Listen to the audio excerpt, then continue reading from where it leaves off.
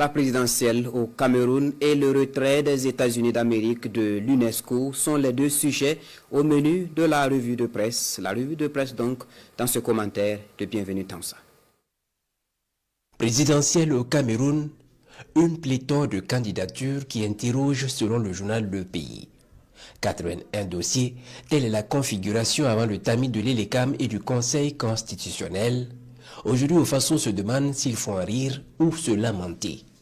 Y a-t-il autant de programmes de développement, enchaîne-t-il?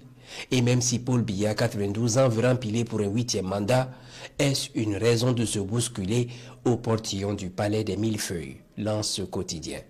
Le journal Le Pays, dans la devinette, se dit que cette pléthore de candidats peut participer d'une stratégie de guerre de Biya qui, je cite, refuse de s'imaginer une autre vie en dehors du pouvoir et ce, malgré sa santé fragile.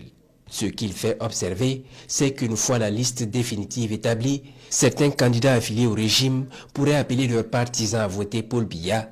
Sous d'autres cieux, cela s'est produit, argumente Le Pays. UNESCO, Donald Trump retire les États-Unis pour la deuxième fois, apprend le journal Le Pays. Dans une décision aux accents déjà vus selon le journal Le Quotidien, le président américain a confirmé hier le retrait des États-Unis de l'Organisation des Nations Unies pour l'éducation, la science et la culture UNESCO. L'annonce faite par la porte-parole adjointe de la Maison-Blanche, Anna Kelly, marque un nouveau désengagement américain vis-à-vis des institutions multilatérales dans la lignée de la politique étrangère nationaliste du président républicain, souligne ce quotidien.